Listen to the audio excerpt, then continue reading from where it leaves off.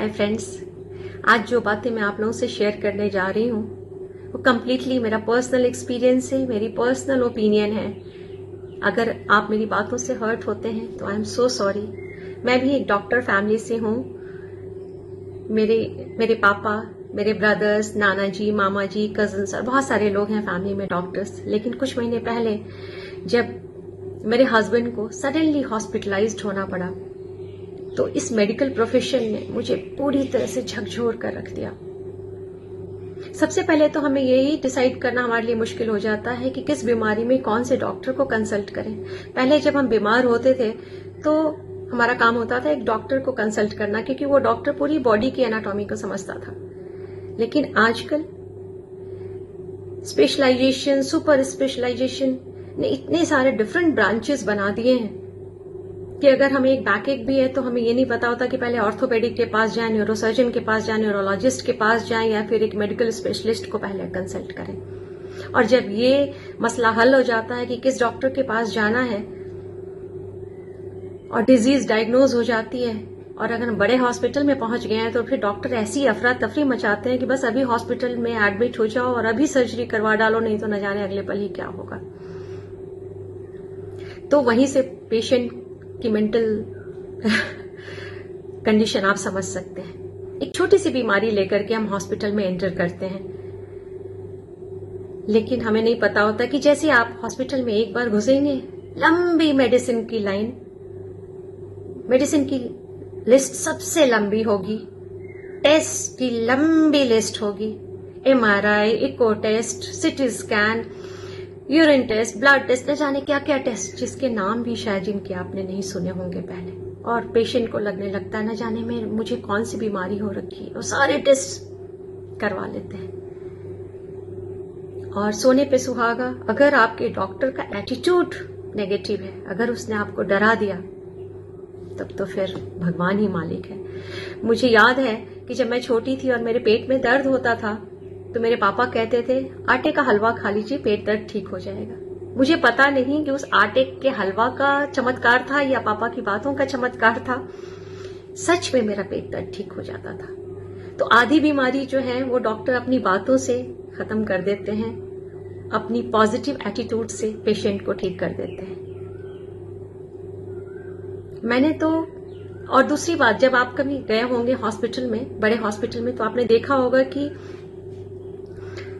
जब आप medical store में जाते हैं, ऑब्वियसली आप उसी मेडिकल स्टोर में जाते हैं, उसी हॉस्पिटल के मेडिकल स्टोर में, तो आपकी मेडिसिन जो है, जो डॉक्टर ने प्रिस्क्राइब किया, अगर वो मेडिकल स्टोर में अवेलेबल नहीं है तो मेडिकल स्टोर वाले आपको कंसल्ट नहीं करेंगे, फटाफट से उस डॉक्टर का नंबर घुमाएंगे और बोलेंगे ये मेडिसिन अवेलेबल नहीं है तो आप दूसरी मेडिसिन प्रिस्क्राइब कर दीजिए। यहीं से इनका बिजनेस शुरू होता है। अगर एक पेशेंट की सर्जरी हुई है, ऑलरेडी सर्जन का ट्रीटमेंट चल रहा है, अब इस बीच में अगर उससे सर्दी खांसी भी हो जाए तो फटाफट से एक मेडिकल स्पेशलिस्ट भी उसके ट्रीटमेंट में जुड़ जाता है। भगवान न करे कोई कार्डियक प्रॉब्लम हो जाए तो एक कार्डियोलॉजिस्ट भी आ जाते हैं। और इस बीच में अगर कुछ भी थोड़ा सा यूरिन की भी प्रॉब्लम हो जाए तो एक यूरोलॉजिस्ट भी जुड़ जाते हैं उसके ट्रीटमेंट में। और न जाने क्या क्या छोटी छोटी चीजों पे नए नए डॉक्टर्स जुड़ते रहते हैं। और इस तरह से एट ए टाइम एक हॉस्पिटल में, बड़े हॉस्पिटल में एट ए टाइम एक पेशेंट को कई डॉक्टर्स ट्रीट कर रहे होते हैं। और मैंने ऐसा देखा है, मुझे एक्सपीरियंस है कि कई बार इग्नोरेंस की वजह से शायद एक डॉक्टर दूसरे डॉक्टर ने क्या प्रिस्क्राइब किया है ये नहीं देखते हैं और एट ए टाइम एक patient 3 different types of antibiotics खा रहा होता है। अगर वो पेशेंट अवेयर नहीं है, अगर वो पेशेंट अलर्ट नहीं है, अपनी मेडिसिन को चेक नहीं कर रहा है और एक ही बार में वो 3 तरह के डिफरेंट टाइप्स ऑफ एंटीबायोटिक्स ले रहा है, तो आप सोचिए फिर तो भगवान ही मालिक है।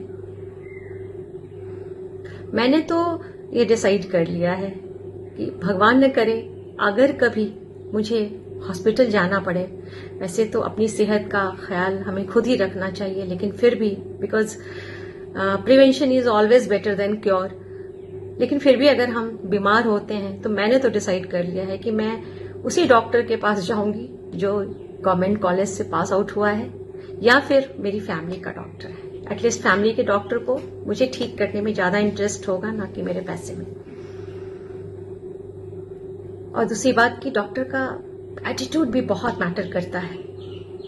आप जब भी हॉस्पिटल जाइए, अपने दिमाग की खिड़कियां खोल कर जाइए, पूरी मेंटल स्ट्रेंथ लेकर के जाइए। अगर आपको थोड़ा भी डाउट होता है या डॉक्टर की बातों से डर लगता है तो आप जरूर सेकेंड, थर्ड, फोर्थ ओपिनियन लीजिए। कोई भी बड़ा कदम उठाने से पहले आप डॉक्टर की बातों से घबरा कर कोई भी बड़ा स्टेप मत लीजिए, कोई बड़ा डिसीजन नहीं लीजिए। 2-3 ओपिनियन जरूर ही लीजिए और जस्ट बी स्ट्रांग, क्योंकि पॉजिटिव एटीट्यूड, आधी बीमारी तो हम यहां से जीतते हैं और डॉक्टर तो हमारे लिए भगवान होते हैं, तो आधी बीमारी हमारी डॉक्टर की बातों से खत्म होती है। इसलिए डॉक्टर का पॉजिटिव एटीट्यूड होना भी बहुत जरूरी है। तो आप ऐसे ही सिलेक्ट करिए डॉक्टर को और अपनी स्ट्रेंथ को बना करके ही किसी डॉक्टर के पास जाइए और just be alert. Thank you so much, see you soon, bye bye.